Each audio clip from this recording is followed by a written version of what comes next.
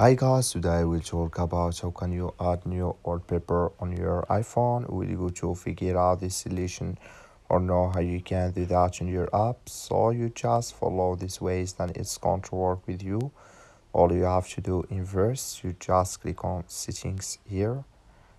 So when you click on settings, it's going to take you to your settings here.